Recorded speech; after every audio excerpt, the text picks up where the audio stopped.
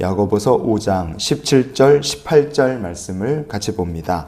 엘리야는 우리와 성정이 같은 사람이로되 그가 비가 오지 않기를 간절히 기도한즉 3년 6개월 동안 땅에 비가 오지 아니하고 다시 기도하니 하늘이 비를 주고 땅이 열매를 맺었느니라. 아멘. 오늘 말씀을 보면 엘리야는 우리와 성정이 같은 사람이라 그렇게 이야기합니다.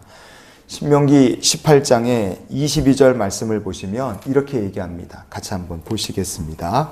만일 선지자가 있어 여호와의 이름으로 말한 일에 증언도 없고 성취함도 없으면 이는 여호와께서 말씀하신 것이 아니요 그 선지자가 제 마음대로 한 말이니 너는 그를 두려워하지 말지니라. 아멘. 엘리야 선지자의 기도가 놀라운 것은 그가 여호와의 이름으로 선포한 것처럼 3년 반 동안 하나님께서 비를 닫으셨기 때문이죠. 그리고 그가 기도할 때 다시 비를 내리심으로 엘리야의 기도에는 증언과 성취가 있었기 때문에 그렇습니다. 우리의 기도에도 하나님께서 증언과 성취를 더하시는 귀한 백성이 되시기를 축복합니다. 왜냐? 그 증언과 성취는 어디를 향하느냐? 하나님의 영광, 그리고 주를 알지 못하는 자들에게 하나님을 증거하고 하나님의 주권을 나타내기 위해 하나님께서 주시는 게 증언과 성취이기 때문에 그래요. 우리가 이렇게 살아야 될 텐데 엘리야와 같이 우리와 똑같은 성정을 가진 사람이라 그러면 우리도 엘리야처럼 하나님께서 들어 쓰실 수 있다 이겁니다. 그러면 어떻게 하면 우리도 이 시대에 엘리야처럼 말씀이 성취되는 삶을 살 수 있을까 이거예요. 그 비결은 계속 기도함에 있는 줄 믿습니다. 열왕기상 18장의 17절 말씀을 보십니다. 엘리야를 볼 때에 아합이 그에게 이르되 이스라엘을 괴롭게 하는 자여 너냐 그랬습니다.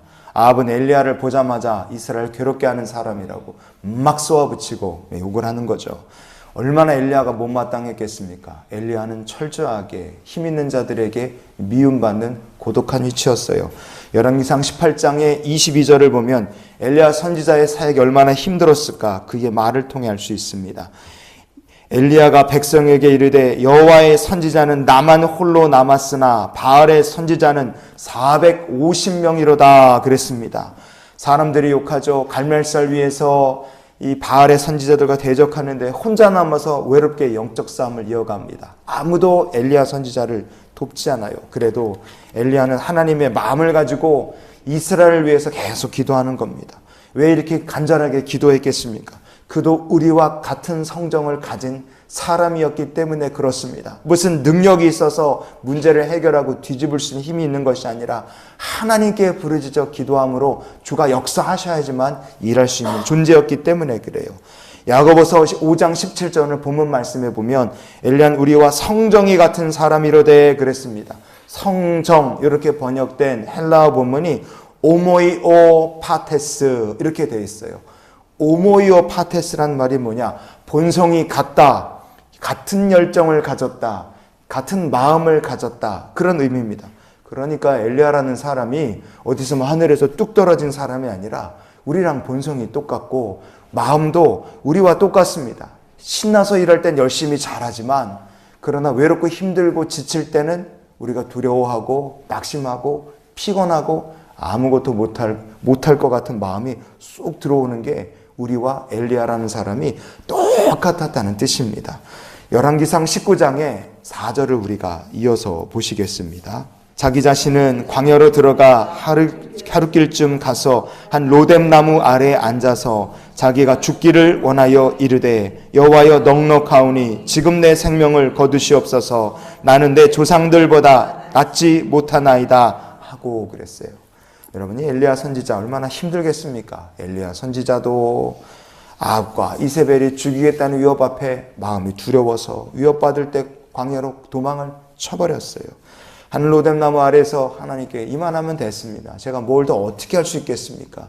제가 지금 여기 광야에 나와 있는데 제 형편이 광야에서 그렇게 힘들고 원망해서 죽었던 우리 조상들보다도 지금 제가 더 못한 것 같습니다. 하나님께 원망이 막 나오니까 그 얘기를 에둘러 빗대서 얘기를 하는 거예요. 고통 중에 푸념한다. 그건 엘리야 선지자도 우리도 똑같다 이겁니다. 그런데 엘리야의 기도를 통해 우리가 오늘 기억해야 될 것이 무엇이냐? 성경은 어디에 주목하고 있습니까? 이렇게 고통스럽고 그래서 푸념했던 선지자의 모습이 아니라 하나님께 계속 기도하는 선지자를 야고보 사도는 우리에게 얘기해 준다 이거예요. 왕과 왕비가 우상 섬기고 아주 평범한 집안의 아버지 가장마저도 하나님을 거역하는 시대를 살았으나 그럼에도 불구하고 엘리야를 통해 하나님 역사하신 것은 엘리야가 계속하여 기도함으로 불순종과 우상숭배가 넘치는 시대에도 하나님을 의지하여 기도한 사람이었기 때문인 줄 믿습니다. 우리가 그렇게 불순종과 우상숭배가 넘쳐나는 세상에도 성령의 전신갑주를 입고 기도하는 주의 백성이 될 수 있기를 원합니다. 엘리야처럼 믿음으로 싸우는 성도, 할 일이 간절히 기도하는 거죠. 450대 1로 갈멜살 위에서 싸울 때도 이게 정말 간절한 기도였고 성취와 증험이 있는 기도가 엘리야의 기도였기 때문에 아합 왕에게 하나님의 주 되심을 확실히 보여주기 위해서 다시 비가 내리는 기도도 엘리야에게 필요했어요. 그때 그 기도는 정말로 치열한 기도였습니다. 성경은 우리에게 이렇게 말합니다. 열왕기상 18장의 42절 우리가 보시겠습니다. 엘리야가 갈멜산 꼭대기로 올라가서 땅에 꿇어 엎드려 그의 얼굴을 무릎 사이에 넣고 아멘. 엘리야는요 한두 번 기도한 게 아닙니다. 7번이나 얼굴을 무릎 사이에 집어넣고 하나님께 간절히 기도했어요. 하지만 비가 곧 오지를 않습니다. 얼마나 답답합니까? 7번이나 간절히 기도하고 엘리야의 눈에 보인 것이 사람의 손바닥만한 작은 구름밖에는 보이지 않았어요. 그러나 사람 손바닥만 했던 구름이 점점 커져서 나중에 하늘을 다 덮고 온 하늘이 캄캄해지고 큰 비로 쏟아지게 응답을 하셨습니다. 엘리야의 간절한 기도에 하나님께서 증험과 성취로 응답을 주신 거예요. 우리가 엘리야와 같은 때를 살고 있고 엘리야와 우리가 같은 성정을 가진 사람이라면 여기에 있는 우리들을 통하여서도 하나님께서 말씀이 성취되는 역사를 이루어 가실 줄 믿습니다.